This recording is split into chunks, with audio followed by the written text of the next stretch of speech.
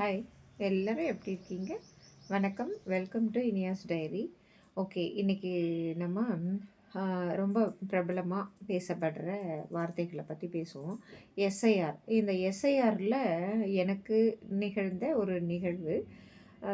அதை நான் ஃபேஸ் பண்ணேன். ஒரு 23 வருஷத்துக்கு அப்புறமா இது நான் ஃபேஸ் பண்ணுறேன்.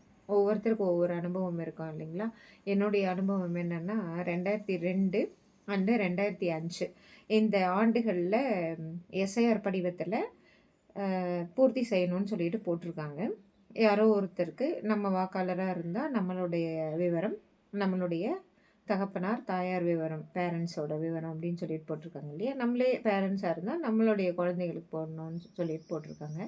ஆனால் நான் ஃபேஸ் பண்ண ஒரு ஃபேஸ் ஆஃப் என்னன்னு பார்த்தீங்கன்னா 2002லேயும் 2005லேயுமே எனக்கு எஸ்ஐஆர் அந்த இதில் எலக்டோரல் ரோலில் லிஸ்ட்டில் என்னுடைய பேரே இல்லை. ஏன் அப்படின்னு கேட்டிங்கன்னா 1999 வரைக்குமே எனக்கு ஓட்டர் ஐடி கார்டு இருக்குது. அதுக்கப்புறம் எனக்கு இல்லை. ஏன்னா நான் மேரேஜ் பண்ணிட்டது என்னுடைய பேரண்ட்ஸை எதிர்த்துக்கிட்டு தான். லவ் மேரேஜ் தான் பண்ணிட்டேன். எங்கள் வீட்லேயும் சரி, அவங்க என்னுடைய ஹஸ்பண்ட் வீட்லேயும் சரி 2 பேரையுமே ஏற்றுக்கல. அதனால் ஓட்டர் லிஸ்ட்லேருந்து எங்களை எடுத்துட்டாங்க.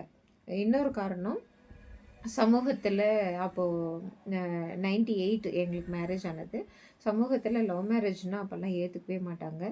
கொஞ்சம் எதிர்ப்புகள் இருக்கும். அந்த சமயத்தில் நாங்கள் இந்த மாதிரி பண்ணிட்டதுனால சமூகத்துக்கு பயந்துக்கிட்டு எடுத்தாங்க. இன்னொன்று, நாங்கள் சென்னையில் இருந்தோம். சென்னையில் அவங்களுக்கு வாங்கிக்கிட்டோம் அப்படிங்கிற மாதிரி தான் எடுத்துட்டாங்க. ஆக்சுவலாக எங்களுடைய லைஃப்பை லீட் பண்ணுறதுக்காக நாங்கள் வேலை அப்படின்னு சொல்லிட்டு அந்த எங்களை எப்படி டெவலப் பண்ணிக்கிறது அப்படிங்கிறதுல தான் இருந்தோம்.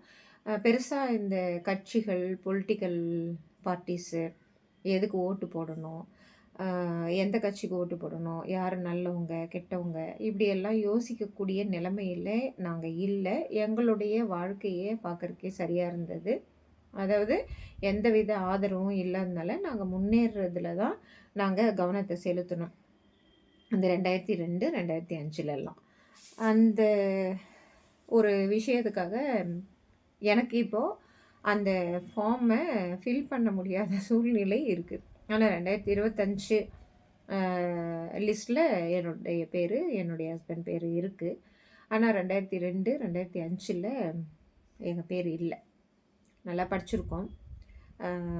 ஒரு ஓட்டு போடுறதுக்கான ஒரு முன்முயற்சியை எடுக்க முடியாத சூழ்நிலைகளில் மாட்டிக்கிட்டதை நினச்சி கொஞ்சம் வருத்தமாக தான் இருக்குது.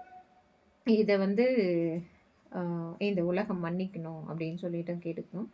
இன்னொன்று, இதில் ஒரு விழிப்புணர்வு என்னென்னா, இந்த சமுதாயம் நல்ல காதல்களை ஆதரிக்கிறதில்ல. நல்ல ஒரு லவ் அஃபைரை, நல்ல ஒரு லவ்வர்ஸை ஆதரிக்கிறதில்ல அப்படிங்கிற ஒரு எண்ணமும் தோணுச்சு. இப்போ தான் ஞாயிற்றுக்கிழமை எஸ்ஐஆர் படிவம் ஃபில் பண்ணும்போது இந்த ஒரு நிகழ்வு எனக்கு ஏற்படுது. அதே சமயத்தில் நான் இதெல்லாம் கூட யோசித்தேன். அதாவது நான் என்னுடைய ஹஸ்பண்டை மறந்துட்டு இன்னொரு ஆணுக்கு துரோகம் செய்ய விரும்பலை. அவங்களும் அப்படி தான். என்னை மறக்க முடியாமல் வேற ஒரு பொண்ணு கட்டிக்கிட்டு அவங்களுக்கு துரோகம் செஞ்சுட்டு, அதாவது மனசில் ஒருத்தரை வச்சுக்கிட்டு இன்னொருத்தர் கூட வாழ்கிறது பிடிக்காம தான் நாங்கள் ஒரு தைரியத்தில் தான் எல்லா லவ்வர்ஸுமே நல்ல லவ்வர்ஸ் பண்ணுறாங்க இந்த மாதிரி. அந்த மாதிரி இப்போல்லாம் பேரண்ட்ஸே கொஞ்சம் சம்மதிச்சு லவ் மேரேஜ் எல்லாம் அரேஞ்ச்டு மேரேஜ் மாதிரி, லவ் கம் அரேஞ்ச்டு மேரேஜ் அப்படின்னு சொல்லிட்டு பண்ணி வைக்கிறாங்க. எங்களுக்கு அந்த மாதிரி நடக்கலை. என்னுடைய ஹஸ்பண்ட் வீட்டில் தான் வேண்டா வெறுப்பாக எங்களுக்கு மேரேஜ் பண்ணி வச்சாங்க, வேறு வழி இல்லாமல். அந்த மாதிரி இருக்கும்போது இந்த சமுதாயத்தை நான் பார்க்குற பார்வை எப்படின்னா, இந்த லவ் மேரேஜ்க்கு இவ்வளவு எதிர்ப்புகள் இருக்கும்போது நாங்கள் எங்களுடைய சொந்த வருமானத்தை பெருக்கிக்கணும், இந்த உலகத்தில் நாங்களும் வாழ்கிறோம் அப்படின்னு சொல்லிட்டு வாழ்ந்து காட்டணும், இந்த வைராகியத்திலே இருந்துட்டோம். ஒரு மாபெரும் திருவிழாவான தேர்தல் திருவிழா, அதில் நாங்கள் பங்கெடுத்துக்க முடியாமல் போனதுக்காக நான் வருத்தப்பட்டேன். அதே சமயத்தில் இந்த கள்ளக்காதல்களை ஆதரிக்கிற இந்த உலகம் அப்படின்றதுலேயும் நான் பேசணும்னு ஆசைப்பட்றேன். ஏன்னா இதெல்லாம் ஒரு விழிப்புணர்வு தான். ஒரு தைரியம் இல்லாதவங்க இந்த மாரி லவ்வர்ஸா இருந்து பிரிஞ்சுட்டு, வேற ஒருத்தர கல்யாணம் பண்ணிட்டு, இல்ல அரேஞ்ச்டு மேரேஜ்லயே கூட இந்த மாரி இருக்கு. தனக்கு பிடிக்காதவங்கள கட்டி வச்சுட்டாங்கங்கிறதுக்காக வேற ஒருத்தர் கூட தொடர்புல இருக்காங்க. ரிலேஷன்ஷிப் மெயின்டெயின் பண்றாங்க. அவங்களெல்லாம் எதிர்க்காத இந்த உலகம், ஒரு ஃப்ராங்க்கா எனக்கு இவர தான் புடிக்குது, இந்த பொண்ண தான் புடிக்குது அப்டின்னுட்டு இன்னைக்கு வரைக்குமே நாங்க ஒரு கிட்டத்தட்ட 28 வருஷமா நல்ல வாழ்க்கைய வாழ்ந்துட்டுருக்கோம். லீட் பண்ணிட்டுருக்கோம். ஆனா எங்கள இந்த சமுதாயம் இன்னமும் அங்கீகரிக்கல. என் ஹஸ்பண்ட் எங்க வீட்டுக்கு இன்னமும் போல. எ என்னுடைய அப்பா இறந்தும் போயிட்டாரு. நல்ல மிக நேர்மையான மனிதன்னு சொன்னேன். தன்னுடைய பெண்ண இன்னொருத்தரு என்ன மீறி மேரேஜ் பண்ணிக்கிட்டாருன்ற வருத்தம் என்னுடைய கணவர் மேல என்னுடைய தந்தையாருக்கு இருந்தது. அவரு கூப்பிடாத நான் அந்த வீட்டு வாசப்படி ஏற மாட்டேன் அப்படின்னு சொல்லிட்டு இவங்களும் வைராக்கியமா இருக்காங்க. இது வந்து குடும்பத்துக்குள்ள நடக்கிறது அப்படின்றது என்னால அக்செப்ட் பண்ண முடியாது. சமுதாயமும் ஒரு காரணம். எங்க அப்பாவ எத்தனையோ பேரு உங்களுடைய பெண் வந்து லவ் மேரேஜ் தானே பண்ணிக்கிட்டாங்க. என்னுடைய தந்தையார கேட்டிருக்காங்க. என்னுடைய சிஸ்டர்ஸ், பிரதர்ஸ் இவங்கெல்லாம் கூட அந்த காலத்துல ரொம்ப மனசு வேதனைப்படுற மாரியான இந்த சமுதாய பேச்சுக்கள் இருந்தது. ஆனா, இந்த கள்ளக்காதல்கள ஆதரிக்கிறாங்க. அ அதாவது அதே தெருவுல ஒரு ஹஸ்பண்ட் கூட வாழ்ந்துட்டு இருக்கிற ஒரு லேடிய தேடி ஒரு ஆண் போனால் கூட, அவங்க வீட்டுக்குள்ளேயே போனால் கூட, அந்த லேடியோட ஹஸ்பண்ட் வந்து கொஞ்சம் ஏமாளி, ரொம்ப இன்னசென்ட்டா காமிப்பாங்க இல்லையா? இந்த சினிமாலலாம். அந்த மாரி இருக்கிறவங்கள கூட ஆதரிக்கிற இந்த உலகம், பியூர் லவ்வர்ஸ ஆதரிக்கிறதில்ல. அவங்களுடைய வாழ்க்கைய ஆரம்பிக்கிறதுக்கே அவங்க ரொம்ப கஷ்டப்படுற நிலைமை தான் இன்னைக்கு வரைக்குமே நீடிச்சுட்டு இருக்கு. இன்னொன்னு ஆணவ கொலைகள் அப்படின்னு சொல்லிட்டு ஜாதிய ரீதியா அ கொலையெல்லாம் பண்ற அளவுக்கு இன்னும் இந்த காதல் திருமணங்கள் எந்தவித விடிவு காலமும் இல்லாம இருக்கு. அத நான் இந்த எஸ்ஐஆர் படிவம் இப்போ ரீசென்ட்டா எஸ்ஐஆர் பேசிட்டு இருக்கோம் இல்லையா? அதில எனக்கு ஃபேஸ் ஆஃப் ஆனது. என்னுடைய லைஃப்ல 2002, 2005 லிஸ்ட்ல எங்களுடைய பேர் இல்ல. இந்த சமுதாயத்துக்காக நாங்க அன்னைக்கு அ இந்த சமூக ஊடகங்கள்னு இப்போ நான் கூட பேசிட்டு இருக்கேன் இல்லையா? அந்த விழிப்புணர்வு கூட இல்ல. நாங்க எங்களுடைய லைஃப்ப லீட் பண்றதுக்கு தான் அந்த தாட்ஸ் தான் இருந்தது. அந்த மைண்ட் செட்டே பார்த்தீங்கன்னா, என்ன சம்பாரிக்கணும்? நம்மள ஒரு மரியாதையா நம்ம வாழ்க்கைய எப்படி இந்த உலகத்துல நிலைநிறுத்திக்கணும்? அப்படிங்கிற இதுல தான் போச்சு. இன்னைக்கு ஒரு நல்ல நிலைமையில இருக்கோம். இருந்தாலுமே அந்த வருத்தம் இருந்தது. ஒரு நல்ல அ என்ன சொல்றது? கிளியர் மைண்ட லவ்வர்ஸ்க்கு லவ் மேரேஜ் பண்ணிக்கிட்டவங்களுக்கு குடுக்கறதில்ல. நாங்க என்ன தப்பு பண்ணோம்னு தெரியல. எந்த ஆணுக்கோ, இல்ல பெண்ணுக்கோ நாங்க துரோகம் செய்யாம எங்களுக்கு பிடிச்சவங்க அதாவது லவ் பண்றவங்கலாம் லவ் பண்ணணும்னே போறதில்ல. அது ஒரு இன்சிடென்டல் ஆக்சிடென்ட் தான். அ அது வந்து ஆதரிக்கிறது வந்து கொஞ்சம் திங்க் பண்ணலான்னு தோணுது. நானு லவ் மேரேஜ் அப்படின்னு சொல்லிட்டு போக விரும்பல. பேரண்ட்ஸ எதிர்த்துக்கிட்டு அ மேரேஜ் பண்றதும் எனக்கு முதல்லலாம் பிடிக்காது. இருந்தாலுமே ஒரு சிச்சுவேஷன்ல இது அமையும்போது, அவங்க சிச்சுவேஷன அ கொஞ்சம் காது குடுத்து, செவி மடுத்து கேட்கலாம் இந்த சமுதாயம் அப்படின்னு தோணுது. ரொம்ப அக்ரஸிவா அந்த லவ்வர்ஸோட லவ் மேரேஜ் பண்ணிக்கிட்டவங்களோட பேரண்ட்ஸையோ, அவங்க குடும்பத்தையோ, ஃபேமிலியையோ ரொம்ப இரிட்டேட் பண்றது வந்து இப்போ குறைஞ்சிருக்கு. இருந்தாலுமே இன்னும் நல்லா குறையணும். இந்த ஆணவ கொலைகள்லாம் குறையணும் அப்படின்னு சொல்லிட்டு கேட்டுக்கிறேன். இந்த மாதிரி எஸ்ஐஆர் படிவத்திலேயே பேர் இல்லாத போற நிகழ்வுகள்லாம் நெறைய நடக்குது. இப்போ சமூக விழிப்புணர்வுன்னு சொல்லிட்டு நான் சொன்னேன் இல்லைங்களா? சமூக ஊடகங்கள்லாம் நெறைய எஸ்ஐஆர் பத்தி சொல்றாங்க. ஒரு மேடம் டீச்சர் அவங்க எவ்வளோ அழகா சொல்றாங்க. ஒண்ணும் இல்லங்க. இந்த ஃபர்ஸ்ட் காலம்ல உங்களுடைய டீட்டெயில்ஸு, அவங்க தந்தையார், தாயாருடைய பெயர், ஒரு 40 இயர்ஸ்க்கு கீழ இருந்தாங்கன்னா, செகண்ட் காலம் ஃபில் பண்ண தேவையில்ல. தேர்ட் காலம் மட்டும் அவங்களுடைய தந்தையார் பெயரை எழுதுங்க. தந்தையார் இல்லைன்னா தாயார் பெயர் எழுதுங்க. அப்படி 40 அது அபவ் 40 இருந்தாங்கன்னா, செகண்ட் காலத்த ஃபில் பண்ணுங்க. அவ்வளோதான் தட்ஸ் ஆல். ஈஸியா சொல்லியிருக்காங்க. எஸ்ஐஆர் படிவத்த அவ்வளோ அழகா சொல்றாங்க. அவங்க எக்மோர்லயோ எங்கேயோ ஒரு தெருவுல உட்காந்துக்கிட்டு பேட்டி எடுக்கிறாரு ஒரு நிருபர். அவ்வளோ நல்லா இருந்தது அந்த வீடியோ. இந்த மாதிரி விழிப்புணர்வுகள்லாம் பண்ணுறதை விட்டுட்டு லவ் மேரேஜ்ன்றது அதை பற்றி அவங்க குடும்பத்தை ரொம்ப தரக்குறைவாக பேசுறது. அடுத்தது ஒரு ஆணும் பெண்ணும் விரும்புறது ஒரு தூய இது தானே. அதை விட்டுட்டு அவங்களுக்கு பிடிக்காதவங்கள கல்யாணம் பண்ணி வச்சு அவங்க கள்ளக்காதலில் விழுந்து ஒரு சிலர் போயிடுறாங்க, ஒரு சிலர் கண்ட்ரோல் இல்லாமல் போயிடுறாங்க. அந்த மாதிரி எல்லாம் இருக்க வேண்டிய அவசியம் இல்லை. அதே சமயத்தில் ஆணவ கொலைகள்னு சொல்லிட்டு ஜாதி பின்னாடி போயிட்டு ஆணவ கொலைகளை பண்ணிக்கிட்டு இருக்கிறத விட அந்த டீச்சர் எவ்வளோ அழகாக சொல்கிறாங்க.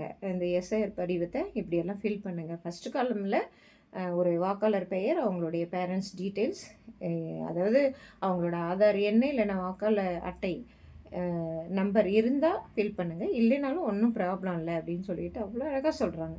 செகண்ட் காலம் 40 இயர் மேலே போனால் தான் ஃபில் பண்ணணும். 40 இயர்ஸ் பிலோ 40 இயர்ஸ்க்குள்ளே இருந்தாங்கன்னா அது ஃபில் பண்ண தேவையில்லை. தேர்ட் காலம் மட்டும் ஃபில் பண்ணால் போதும், அவங்க ஓட்டு போட்டிருக்க மாட்டாங்க அப்படின்னு அவ்வளோ அழகாக சொல்லிகிட்ருக்காங்க. இந்த மாதிரி எல்லாம் ஒரு சமூக ஊடக விழிப்புணர்வு, இந்த மாதிரி டீச்சரோட பேச்சு, ஓட்டு போடுங்க உங்களுடைய ஜனநாயக கடமை அப்படின்னு சொல்கிறதுக்கு கூட, அதாவது நம்ம பாட்டுக்கு நம்ம வேலையை பார்த்துட்ருக்கும் போது யாருன்னா ஒரு வீடியோ போட்டிருந்தாங்கன்னா அந்த வீடியோவை வச்சு ஒரு விழிப்புணர்வு வந்து கூட நாங்கள் அந்த 2002 2005 எங்களுடைய பெயரை சேர்த்துறதுக்கான வாய்ப்புகள் இருக்குது. எங்களுக்கு ரொம்ப மனசு வேறு கஷ்டமாக இருந்தது. பேரண்ட்ஸ் எல்லாம் எந்த சப்போர்ட்டும் பண்ணலை அப்படின்னு சொல்லிட்டு கூட அந்த வேதனையில் தான் நாங்கள் இருந்தோம். ஆக்சுவலாக இந்த ஓட்டர் லிஸ்ட்டில் சேர்த்தக்கூடாது அப்படின்னுட்டு எல்லாம் ஒரு எண்ணம் இல்லை. எதுக்கு சொல்கிறேன்னா, சமூக ஊடகங்கள் எங்கள் காலத்தில் இல்லாமல் போச்சு, அதுக்காக சொல்கிறேன். இந்த 2K கிட்ஸு, ஜென்சி கிட்ஸுக்கெல்லாம் வாழ்த்துகள். உங்களுக்கெல்லாம் நல்ல நல்ல விஷயங்கள் இந்த சமூகத்தில் எடுத்து சொல்லப்படுது வீடியோக்கள் மூலயமா. அந்த மாதிரி வீடியோக்களை பாருங்கள், நல்லா வளருங்க. வாழ்த்துகள்.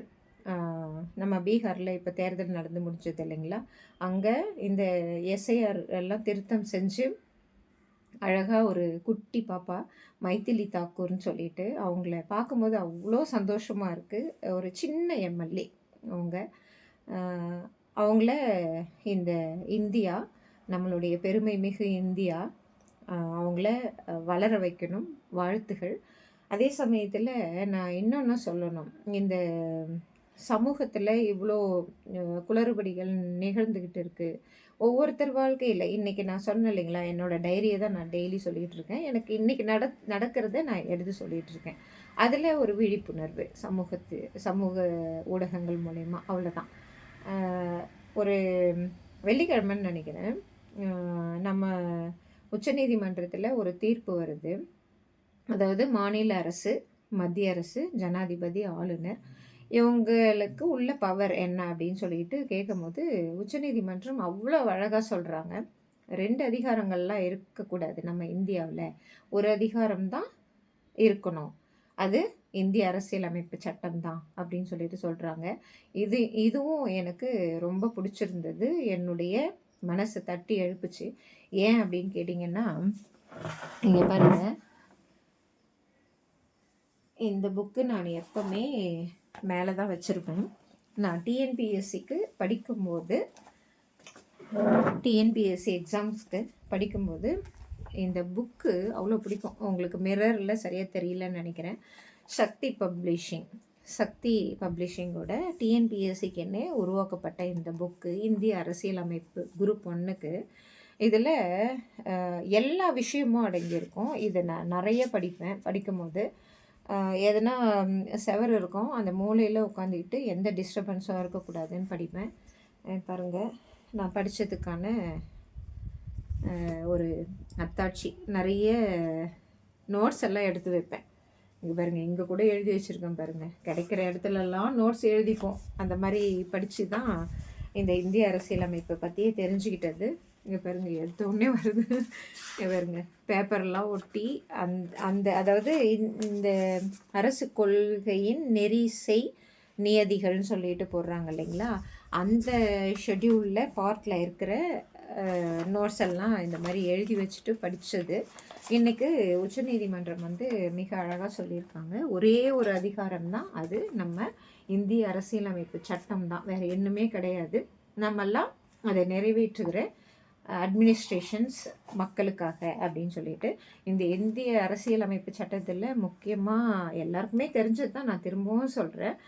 அதாவது வி த பீப்புள்னா சொல்லுவாங்க. மக்கள் தான் முக்கியம் இந்திய அரசியலமைப்பு சட்டத்துக்கு. மக்களை தவிர வேறு எதுவுமே இல்லை அப்படின்னுட்டு தான் நாங்கள் இதெல்லாம் படித்தோம். அதே தான் நீதிபதிகள் ஐயா மிக நல்லா சொல்லியிருக்காங்க. அவங்களுக்கு எங்களுடைய தலை தாழ்ந்த சிரம் தாழ்ந்த வாழ்த்துகள், நன்றிகளும் கூட. ஏன்னா இப்போது நான் சொன்னேன் இல்லைங்களா, இதை எதுக்கு சொல்ல வரேன்னா, இந்த சமூக ஊடகங்களில் இந்த 2 அதிகாரங்கள் இருக்கக்கூடாதுன்னாங்க. அப்புறம் வில்சன் சார் உச்சநீதிமன்ற வக்கீல் அவர் எம்பியும் கூட இல்லையா, அவர் வந்து சொல்கிறாரு ஒப்பீனியன் கொடுத்தாங்க. இப்படியெல்லாம் இல்லை, அது வந்து ஒரு ஒப்பீனியன் தான். இந்த அதிகார மையத்துக்கு நடுவில் இருக்கிற இந்த சிக்கலை போக்குற உச்சநீதிமன்ற நீதிபதிகளோட ஒப்பீனியன் கருத்து அப்படின்னு சொல்கிறாரு. இன்னொரு பக்கம் பார்த்திங்கன்னா ஆளுநருக்கு தான் அதிகாரம் இருக்குது, இன்னொரு பக்கம் பார்த்திங்கன்னா இது ஒப்பீனியன் தான் அப்படின்னு சொல்லிட்டு இருந்தாங்க. இந்த டிஸ்கஷன்லாம் பார்க்கும்போது ரொம்ப நல்லா இருந்தது. நாங்கள் இந்த எக்ஸாம்ஸ்க்கு படிக்கும்போது இந்த மாதிரி ஒரு வாய்ப்புகள் எங்களுக்கு இருந்ததில்லை, நிஜமாகவே சொல்கிறோம்.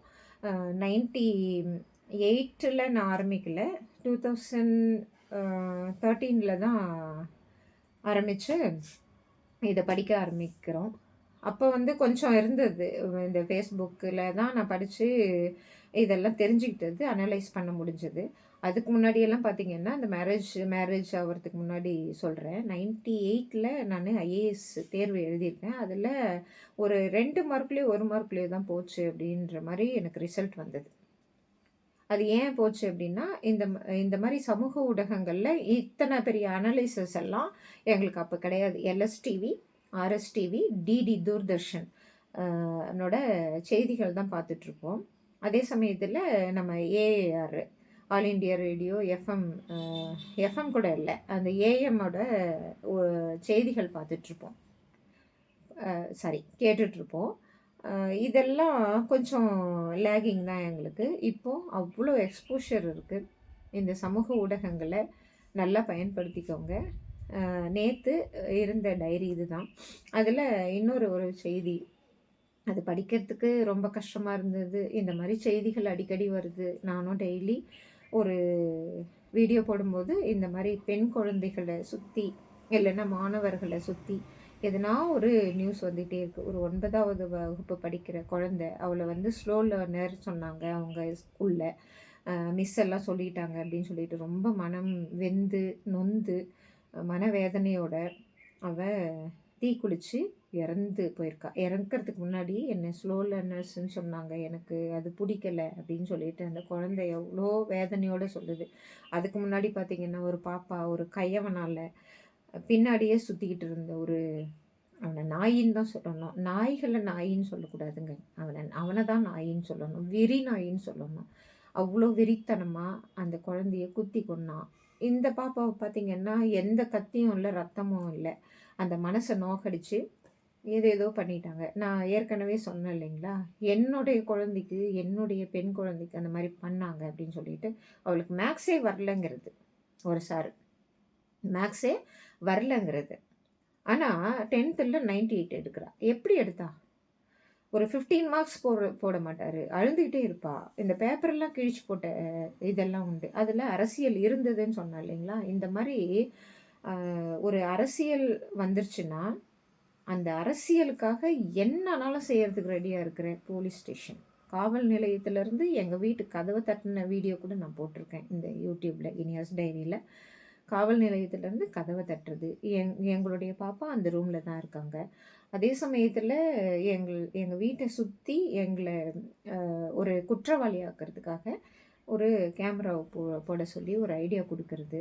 இதை வந்து நான் சைபர் கிரைம்க்கு எடுத்துகிட்டு போனால் அங்கே ஒரு போலீஸ் ஸ்டேஷனில், ஆல் உமன் போலீஸ் ஸ்டேஷனில் வச்சு ஒரு ரவுடியை விட்டு பயமுறுத்துறது. இது எல்லாமே அரசியலுக்காக பண்ணிகிட்ருக்காங்க.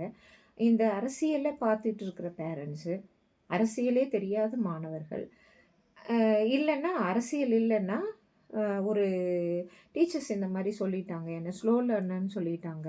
ஸ்லோ லேர்னர் கிளாஸ்ல எதுக்கு போட்டு வைக்கிறாங்க? ஒரு எச், ஐ, ஜே, கே இந்த கிளாஸ் வரைக்கும் போதுங்க. ஃபர்ஸ்ட்டு ஏ கிளாஸ்ல வந்து நல்லா படிப்பாங்களாம். பி கிளாஸ்ல வந்து அத விட கொஞ்சம் அ சதவீதம் குறைஞ்சு படிப்பாங்களாம்.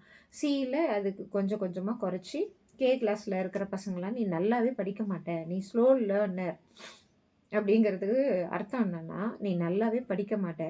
ஏ கிளாஸ்ல படிக்கிற பசங்கள்லாம் நல்லா படிப்பாங்க." இது மாரி எல்லாம் எங்க காலத்துல இல்ல. நான் ஒரு சப்ஜெக்ட்ல நல்லா படிச்சேன்னா, என்னுடைய ஃப்ரெண்ட் ஜெயபாரதி ஒரு சப்ஜெக்ட்ல நல்லா படிப்பா அவ. அந்த எங்களுடைய இப்போ இருக்கிற மார்க் மாரியெல்லாம் எங்களுக்கெல்லாம் போடுறதில்ல. 197 எடுத்தா ஃபிசிக்ஸ்ல. நான் பயாலஜில நல்லா படிப்பேன். எனக்கு நல்ல மார்க் வந்தது. இந்த மாரி எல்லாம் ஒரு ஒரு சப்ஜெக்ட்ல ஒரு ஒரு ஸ்டூடெண்ட்டு நல்லா படிப்பாங்க. அது வந்து எ நீங்க ஸ்லோ லேர்னரு, நீங்க மீடியம் லேர்னரு, நீங்க ஹை லெவல்ல இருக்கீங்க, ஹை பிட்ச்ல இருக்கீங்க. எங்க ஸ்கூலுக்கே நீங்க தான் நல்லா பேர் எடுத்து குடுப்பீங்க. அப்படிங்கிறதெல்லாம் என்னன்னே ஒண்ணும் புரியல. இதெல்லாம் கொஞ்சம் மாறணும்னு நெனைக்கிறேன். அந்த பாப்பா பேசுறத கேளுங்க. அந்த வீடியோ கேட்கறதுக்கு அவ்ளோ மனசு கஷ்டமா இருக்கு. என்னுடைய பாப்பா கூட இப்ப 12த் தான் படிச்சுட்ருக்காங்க. நான் இது தைரியமா சொல்றேன். அ ஏன்னா, அ அதாவது ஒரு குடும்பம், அடுத்தது சமூகம்னு வரும். தெரு வரும். அடுத்தது சமூகம்னு வரும். சமூகத்தில இருக்கிற குழந்தையும் நம்ம குழந்தைங்க தானங்க.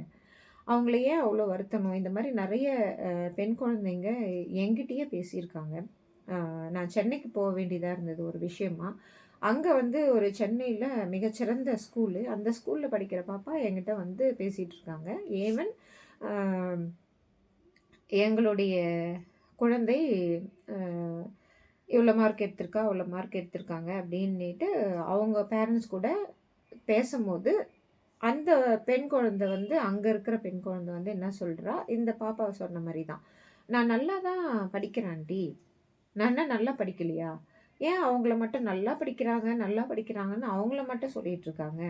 எங்களுக்கும் ஒரு வாய்ப்பு குடுக்க மாட்டேங்கிறாங்க." அப்படின்னு சொல்லுச்சு அந்த குழந்தை. இது உண்மை. நான் எதையுமே பொய்யா திரிச்சு, இல்ல உண்மை இல்லாததெல்லாம் சொல்றதுக்கு எனக்கு விருப்பம் இல்ல. எல்லாம் ஒரு விழிப்புணர்வு தான். ஸ்கூல்ஸ் வந்து தயவுசெய்து ஸ்கூல் ஃபெடரேஷன் அமைப்புகள் எதுனா இருக்கும். அவங்கெல்லாம் இத கொஞ்சம் சிந்தியுங்க. இத கொஞ்சம் வேற எதுனா டீச்சர்ஸ் எல்லாம் நாங்கெல்லாம் ரொம்ப கையெடுத்து கும்பிடுற அளவுக்கான மிகச்சிறந்த மரியாதைக்குரிய பதவி. இத கொஞ்சம் மாத்தலான்னு தோணுது. சிச்சுவேஷன் அந்த மாரி இருக்கு. யார் மேல குறை சொல்றதுன்னு எனக்கு தெரியல. இது வந்து சிச்சுவேஷனே இந்த மாரி இருக்கிறதுனால டீச்சர்ஸ் இந்த மாரி பிஹேவ் பண்றாங்களா? இல்ல இது எதுவுமே பண்ண முடியாததுக்காக பசங்களும் இதில மாட்டிக்கிறாங்களா? என்னன்னு தெரியல. இத வந்து கொஞ்சம் அதிகார அமைப்புல, அட்மினிஸ்ட்ரேஷன்ல இருக்கிறவங்க எல்லாமே ஒண்ணா சேர்ந்து இத கொஞ்சம் மாத்துனா நல்லாருக்கும். அந்த ஸ்லோ லேர்னர்ஸு, அ ஏ கிளாஸ்ல இருக்கிறவங்க, இதெல்லாம் கொஞ்சம் மாத்துனா கொஞ்சம் நல்லாருக்கும்னு தோணுச்சு. அதனால சொல்றேன். மிக தைரியமா சொல்றேன். என்னுடைய பாப்பா கூட படிச்சுட்டு தான் இருக்காங்க. பரவால்ல. அவங்க படிக்கிறது படிக்கட்டும். நல்லா படிக்காம பசங்க பெரிய வேலைக்கு போனது வந்து சரித்திரம் இருக்கு. நல்லா படிச்ச பசங்க அவங்க கிட்ட வேலைக்கு போன சரித்திரம் இருக்கு. நம்ம பில்கேட்ஸ் எடுத்துக்கோங்க. அவங்க கிளாஸ்ல ஃபர்ஸ்ட் ரேங்க் எடுத்தவரு. அவரோட கம்பெனியில சாஃப்ட்வேர் ஃபீல்ட்ல அவரோட மேனேஜரா தான் இருக்காரு. இவரு டைரக்டர். அந்த மாரி எல்லாம் இருக்கு. பசங்க அ ரொம்ப நல்ல இந்த இந்தியாவையும், நம்ம உலகத்தையும் வாழ வைக்கக்கூடிய குழந்தைங்க. அவங்களுக்கு ஒரு சிறிய மாற்றத்தை ஏற்படுத்தி தரணும்னு தான் நான் கேட்டுக்கிறேன். வேற எதுவும் இதில வந்து யாரையும் குறை சொல்றதுக்காக நான் சொல்லிட்டு இல்ல. ஓகே. எல்லாத்தையும் அதாவது நமக்கே தெரியாம, எனக்கே தெரியாம கூட எத்தனையோ செஞ்சுட்ருக்கலாம். யாருன்னா சொன்னாங்கன்னா, அத நல்ல விஷயமா எடுத்துக்கிட்டு, எந்த கோவமும் படாம, அதில இருக்கிற சிக்கல தீர்த்து வச்சோம்னாவே சரியா போயிடும். நான் ஃபர்ஸ்ட்டு சொன்னேன் இல்லைங்களா? லவ் மேரேஜ் பண்ணா அவங்களுக்கு காட்டக்கூடிய இந்த சமூகம் காட்டக்கூடிய எதிர்ப்புகள்னால, அவங்களுடைய சொந்த அ தீர்வுகள பிரச்சனைக்குரிய தீர்வுகள ஏற்படுத்திக்க முடியறதில்ல. இந்த 2002, 2005 லிஸ்ட்லலாம் எங்க பேர் இதுக்கு மேல வரப்போறதில்ல. அது அன்னைக்கு அந்த காலம் முடிஞ்சு போச்சு. காலம் பொன் போன்றது திரும்ப வராது. அந்த மாதிரி அ இன்னொன்னு சொன்னேன் இல்லைங்களா? இந்த இந்திய அரசியலமைப்பு சொன்னாங்கன்னிட்டு. இந்திய அரசியலமைப்பு தான் எல்லாத்துக்குமே.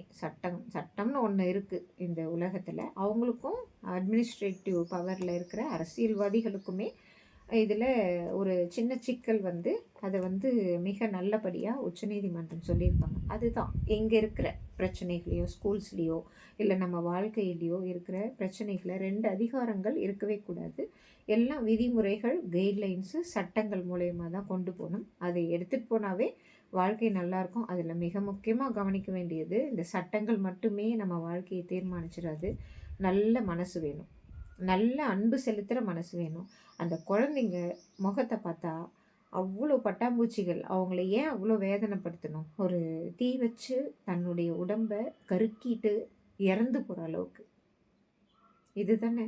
அ நான் வந்து லவ் மேரேஜு அகைன்ஸ்ட் பண்ணாங்க அப்டின்னும்போது கொஞ்சம் வளர்ந்துருப்போம். ஒரு சிலர் அந்த மேரேஜ் எல்லாம் ஏன் ஈவன் அரேஞ்ச் மேரேஜ் பண்ணிக்கிட்டவங்களுக்கே வரதட்சணை கொடுமை அது இதுன்னு சொல்லிட்டு எத்தனையோ சட்டங்கள் இருக்கு. அதுலயும் அந்த மாரி தான் நடந்துட்டுருக்கு. அ என்னுடைய லைஃப்ல நடந்தது நான் சொல்லிட்டு இருந்ததுனால இந்த பேச்சு வந்தது. அதாவது ஒரு சட்டம், விதிமுறைகள் இல்லன்னா இந்த அரசியலமைப்பு சட்டங்கள் எத்தனையோ இருக்கலாம். இருந்தாலும் ஒரு அன்புங்கிறது தான் இந்த சமுதாயத்துக்கு தேவை. இந்த சமூகம் ஒரு ஃபேமிலிய நிந்திக்கக்கூடாது.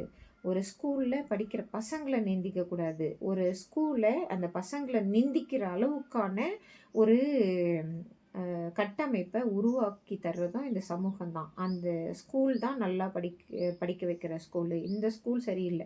எல்லா பள்ளிக்கூடங்களும், எல்லா கல்வி நிலையங்களும் ஒரு கோயில். எப்படி இருந்தாலும் சரி, காசு வாங்குனாலும் சரி, காசு வாங்காத அரசு பள்ளியா இருந்தாலும் சரி, எந்த பள்ளிக்கூடமும் ஒரு கோயில் தான். அந்த கோயில்ல படிக்கிற குழந்தைங்க தெய்வங்களுக்கு நிகரானவர்கள். தெய்வங்கள் தான் அவங்க. அவங்க மனசு நோகுற மாரி நம்ம எதுவுமே பண்ணாம, இந்த சட்டங்களை மட்டுமே இது பண்ணிக்காம, இந்த அன்புனால அவங்கள இந்த உலகத்துல நல்லா வாழ வைப்போம் அப்படின்னு சொல்லிட்டு கேட்டுக்கிறேன். அந்த பாப்பா இறந்தாங்க இல்லையா? பின்னாடியே வந்திருக்கான். அந்த அம்மா இப்போ கூட சொல்றாங்க, பிரேமலதா மேடம் போய் கேட்டுட்ருக்காங்க. அப்போ வந்து பார்த்தீங்கன்னா, அவன் தான் ஏதோ ஒன் சைடு லவ் அது. இந்த கள்ளக்காதல் மாரி. அது வந்து ஒன் சைடு லவ்வு. இன்னும் நல்லா பேர் சொல்லணும்னா, கஞ்சா குடிக்கிற பையன், நாய் அவன். கஞ்சா குடிக்கிற நாய் அவன். அது வந்து ஏதோ ஒரு போதை எடுத்துக்கிட்டு அந்த குழந்தைய கொன்னுருக்கான். இதில டீச்சர் எங்க வந்தாங்க? டீச்சரோட ஸ்கூலோட பிரச்சனை எங்க இருக்கு? எத்தனையோ இந்த சமூகத்துல இத்தனை அட்டூழியங்கள் நடந்துகிட்டு இருக்கு. இதுக்கு எல்லாமே காரணம் அன்பு இல்லாத, மத்தவங்கள பத்தி ஒரு என்ன சொல்றது? அவங்களுடைய சமூக பார்வை வந்து மத்தவங்க மேல ஒரு நல்ல எண்ணங்கள் இல்ல. நாங்கல்லாம் வளர்ந்த காலத்துல எங்க மேலல்லாம் ரொம்ப நல்ல அன்பு செலுத்துற டீச்சர்ஸ் இருந்தாங்க. ஸ்கூல்ஸ் இருந்தது. அதே மாதிரி சமுதாயத்துல எ ஒரு படிக்கிற குழந்தைங்க எதனா ஒரு பையன் இந்த மாரி பின்னாடி வந்து ஏதோ ஒண்ணு பண்றான் அப்டின்னா, தட்டி கேட்பாங்க. எங்க எங்க காலத்துல. நாங்க வாழும்போது. அவ்ளோ பட்டாம்பூச்சிகள் மாரி வாழ்ந்தோம். இன்னைக்கும் பாருங்க, நாங்க லவ் மேரேஜ் பண்ணிக்கிட்டோமோ, அரேஞ்ச்டு மேரேஜ் பண்ணிக்கிட்டோமோ, எங்க ஃப்ரெண்ட்ஸு, நானு எல்லாருமே நல்லா தான் வாழ்ந்துட்டுருக்கோம். ஏன்னா, எங்கள சுத்தி இருந்த ஆண் நண்பர்கள், எங்களோட படிச்ச அந்த பள்ளி மாணவர்கள், என்னுடைய ஃப்ரெண்ட்ஸு இன்னைக்கு கூட அவங்களுடைய லைஃப் வேற மாரி லைஃப் மாறிடுச்சு. அவங்களெல்லாம் பார்க்கும்போது, ஒரு சிலர் வந்து எங்கள விரும்பியிருப்பாங்க. ஒரு சிலர் வந்து எங்கள தான் மேரேஜ் பண்ணிக்கணும்னு ரொம்ப கட்டாயப்படுத்தி ரொம்ப ஆர்ப்பாட்டம் பண்ண ஆண்களும் இருக்காங்க. பெண்களே ஈவன் அந்த மாரி இருந்திருக்காங்க. அவங்கெல்லாம் வேற மேரேஜ் பண்ணிட்டு, இன்னைக்கு ரொம்ப சந்தோஷமா வாழ்ந்துட்டுருக்கோம். இதில ஒண்ணே ஒண்ணு நம்ம நல்லா சிந்திச்சு பார்க்க வேண்டியது என்னன்னா, எங்கள யாருமே கொலைலாம் பண்ணல. அந்த பாப்பா ராமேஸ்வரத்தில அந்த பொண்ணு இன்னைக்கு அந்த ஸ்கூலுக்கு அந்த யூனிஃபார்ம் போட்டுட்டு போயிருக்க வேண்டிய குழந்தைங்க. அந்த அம்மா இப்படி அப்படியே கையிற நிலையில இப்படி வச்சுட்டு, "என் பொண்ணு என்னங்க பாவம் பண்ணா? அவ ஸ்கூலுக்கு தானே போனா" அப்படின்றாங்க. ரொம்ப பாவங்க அதெல்லாம். இந்த பசங்க ஏன் இந்த மாரி பண்றாங்கன்னு தெரியல. இந்த கஞ்சா விக்கிற நாய்கள் இருக்காங்க பாருங்க. இவங்கள தான் நாயின்னு சொல்லணும். இந்த கஞ்சா குடிக்கிறவங்களையும், கஞ்சா குடிச்சிட்டு நான் ஒன் சைட்ல லவ் பண்றேன். இல்லைன்னா ஒரு சின்ன குழந்தைய நான் எதனா பண்ணுவேன். அந்த மூளை மழுங்கி, ஒரு 6 வயசு, 4 வயசு குழந்தைங்க. கோயம்புத்தூர்ல ஒரு பாப்பா. அவங்கள பண்ணதும் இந்த மாதிரி கஞ்சா குடிச்சிட்டு வந்து தான் அந்த அதாவது விமான நிலையத்துக்கு பின்னாடி ஏன் போனீங்க அப்படின்னு சொல்லிட்டு கேட்கறது கூட தப்புன்னு சொல்றாங்க. அது ஏன் போனோம்? இந்த மாரி நாய்ங்கள்லாம் இருக்கும்போது ஏன் போனோம்? நாய்கள் கூட தொந்தரவு இல்லங்க. அது எதுனா ஒரு ரேபிஸ் தொற்று உள்ள நாய் தான் கடிக்குது. இல்ல வீட்டுக்குள்ளேயே வளர்த்து அதுக்கு ஒரு மனநிலை சரியில்லாம வீட்டுக்குள்ளேயே இருக்கிறதுனால கதவு திறந்து விட்டாங்கன்னா, எதனா ஒண்ணு வெளிய ஓடி வந்து ஏதோ ஒண்ணு கடிக்குது. ஆனா, இந்த கஞ்சா குடிக்கிற, கஞ்சா விக்கிற நாய்கள் எல்லாம் இந்த சமூகத்துக்கு அத்தனை கேடு விளைவிச்சிருக்காங்க. இப்ப ரீசென்ட்டா இத்தன நடந்திருக்கு. கோயம்புத்தூர்ல நடந்தது, ராமேஸ்வரத்துல நடக்குது. அ அந்த தர்ஷினியா? அந்த அந்த பாப்பாவ வந்து 6 வயசு அவளுக்கு. அவன விட்டுட்டாங்க வெளிய. அவனுக்கு எந்த விதமான எவிடன்ஸும் இல்ல. அத வந்து கிரியேட் பண்ணதே அவங்க ஃபாதர் தான் சொல்றாங்க. இதுதான் சமுதாய விழிப்புணர்வு வேணும். அந்த ஃபாதரே அவன வந்து எதனா தண்டனைக்கு உள்ளாக்கியிருக்கலாம். ஏன்னா, அவங்களுடைய தாயாரையே அந்த மாரி பண்ணியிருக்கான். இதெல்லாம் பொதுமக்களாகிய நம்மளுடைய மனசுல இருக்கு. ஆனா, இந்த சட்டமும், திட்டங்களும் ஒரு சாட்சிகளோ, இல்ல ஆவணங்களோ இல்லாதபோது, அந்த கொலைகாரன, அந்த சின்ன பாப்பாவ, தர்ஷினின்ற பாப்பாவ அந்த மாரி பண்ணவன வெளிய விட தான் முடியுது. இதுல என்ன இருக்கு? அன்பு தான் முக்கியம். தர்ஷினிங்கிற பாப்பா அவங்களுக்கு பொறந்திருந்தா, அந்த பாப்பாவ யாருன்னா எதனா பண்ணியிருந்தா, இல்ல அந்த தர்ஷினிய ஏதோ எரிச்சானே, அவனே அந்த மாரி பண்ணியிருந்தான். அவங்க அம்மாவ கூட கொலை பண்ணியிருக்கான் இல்லையா? அவங்க தங்கச்சி யாருன்னா இருந்தா கூட அந்த மாரி தான் பண்ணியிருப்பான், அந்த மிருகம். இதெல்லாம் ஒரு அன்புனால தான் வரும். அது ஏன் அவங்க பேரண்ட்ஸ் இத உணர மாட்டேங்கிறாங்க? அந்த குழந்தையோட அம்மா வந்து அவங்க அப்பாவ விட்டுட்டு போயிட்டாங்க. அப்படிங்கிறாங்க. அதில ஏதோ இந்த ராமேஸ்வரத்தில ஒரு பாப்பா 1½ வருஷமா இந்த மாரியெல்லாம் பண்ணிட்டுருக்கான். அவள விட்டுருங்க அப்படின்னு சொல்லிட்டு அவங்க அப்பா, அம்மாலாம் கேட்டுருக்காங்க. என்கிட்ட எதுவுமே சொல்லலன்னு அவங்க அப்பா சொல்றாரு. பொம்பள பசங்க வந்து பெண் குழந்தைங்க அப்பாகிட்ட அதிகமா பேச மாட்டாங்க. ஆனா, என்னுடைய பாப்பா அவங்க அப்பாகிட்ட தான் அதிகமா பேசுவாங்க. நான் எங்க அப்பாகிட்ட தான் அதிகமா பேசுவேன். அந்த மாரி ஒவ்வொருத்தர்கிட்ட பேசுவாங்க. அவங்க அம்மாகிட்ட பேசுறாங்க.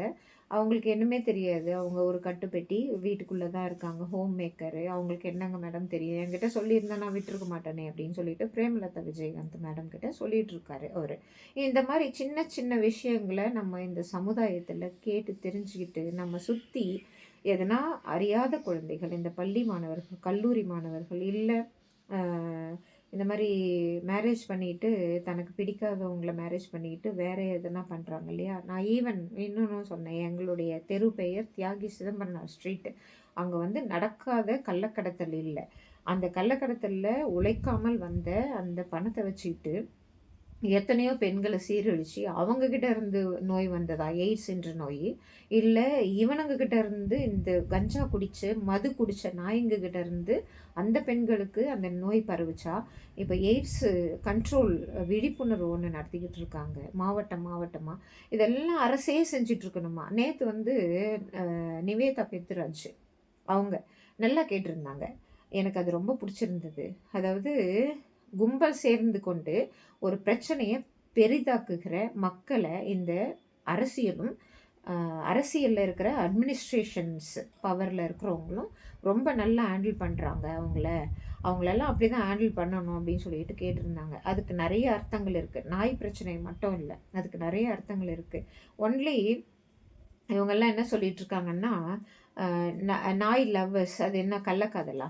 இல்ல கஞ்சா காதலா? இல்ல ஒருதலை காதலா? நாய்ங்கள கொல்றதுக்கு. அப்படியெல்லாம் ஒண்ணும் இல்லங்க. ரேபீஸ் தொற்று ஏற்பட்டு ஒரு மனிதன கடிக்குதுன்னா, எல்லாருக்குமே தான் பிரச்சனை இருக்கும். நாய் லவ்வர்ஸ்க்கும் சரி, நாய் ஏட்டர்ஸ்க்கும் சரி, இல்ல நாய் டோனர்ஸ்ன்னு சொன்னேன். இந்த வெளிநாட்டுல இருந்தெல்லாம் ட்ரேட் பண்ணிட்டு, எடுத்துன்னு வந்து விட்டு, இப்போ கூட ஒரு நாய பார்த்துட்டு வரேங்க. அங்க ஒரு பிரியாணி கடை இருக்கு. வள்ளலார் நகர். இந்த தெருவு பேரு. உயிர் இரக்கமே பேரின்பம் சொன்ன வள்ளலாரோட தெரு பேர் இது. இங்க ஒரு நாய் கூட இன்னைக்கு இல்ல. எல்லா நாயும் அந்த ஒரு 3 நாய்க்குட்டி எடுத்துன்னு போய் ஆட்டோல விட்டுறது. அதுக்கு முன்ன வருஷத்துல ஒரு 2 நாய்க்குட்டி விஷம் வச்சு கொன்னாங்கன்னும் நான் உண்மைய தான் சொல்லிட்டு இருக்கேன். எத்தனையோ நடக்குது. இன்னைக்கு ஒருத்தன் எடுத்துன்னு வந்து விட்டுருக்கான். அவனுடைய அக்கவுண்டபிலிட்டி ஏன் இல்ல? இந்த கஞ்சா குடிக்கிறவங்க அக்கவுண்டபிலிட்டி எல்லாம் அந்த நாய்களோட அக்கவுண்டபிலிட்டி ஃபர்ஸ்ட் எடுக்கணும். இந்த நாய வளர்க்குறவங்க வெளிய விடுறாங்க இல்லையா?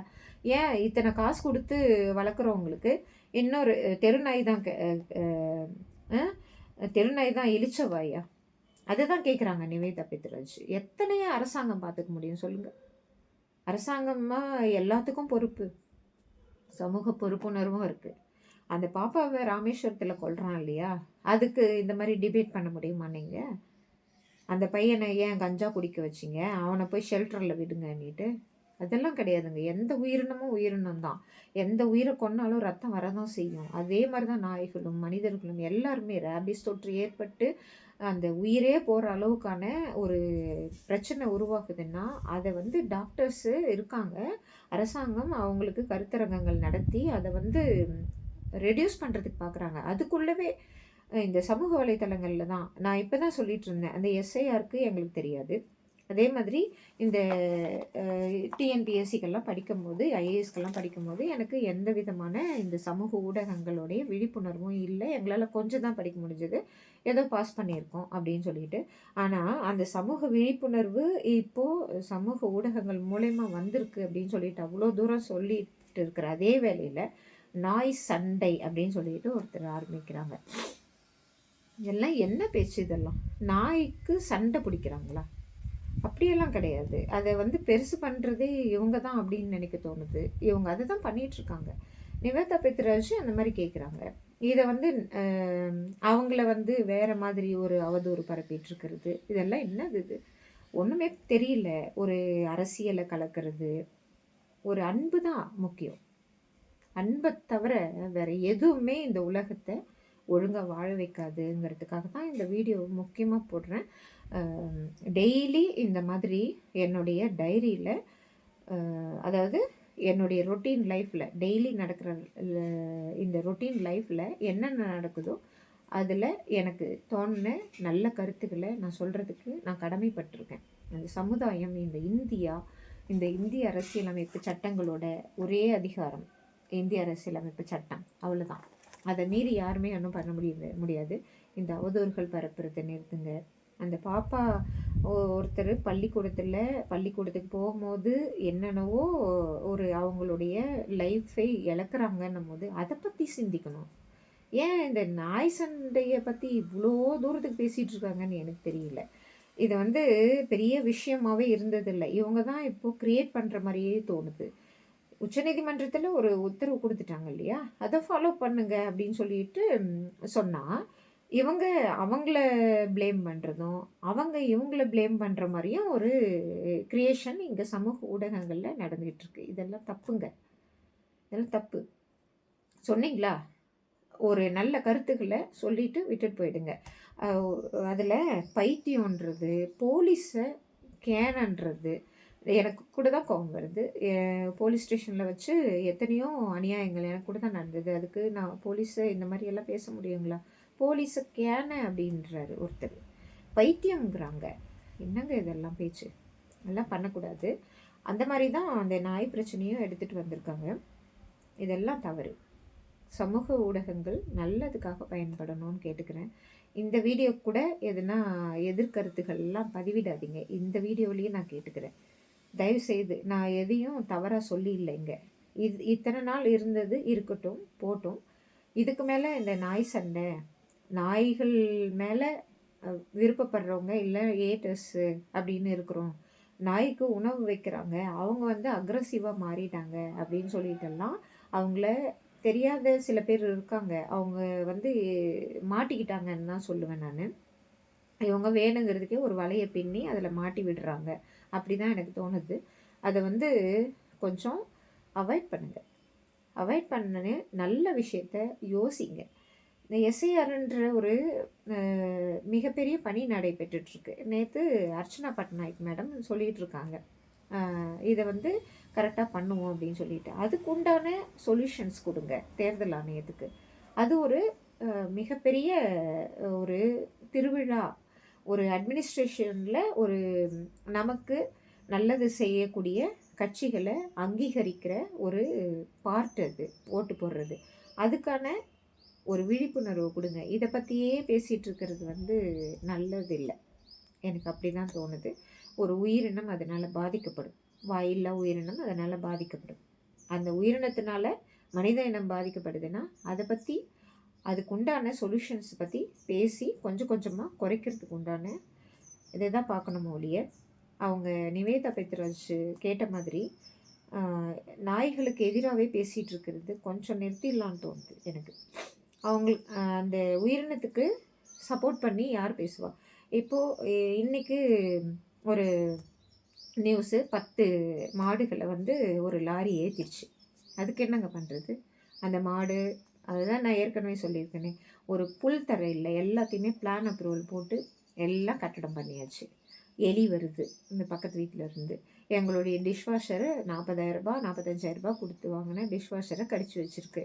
அவங்க சர்வீஸ் மேனை கூப்பிட்டா இவ்வளோ செலவாகும் அவ்வளோ செலவாகுங்கிறாங்க. ஒரு கிட்டத்தட்ட 25 எலிகள் வருது.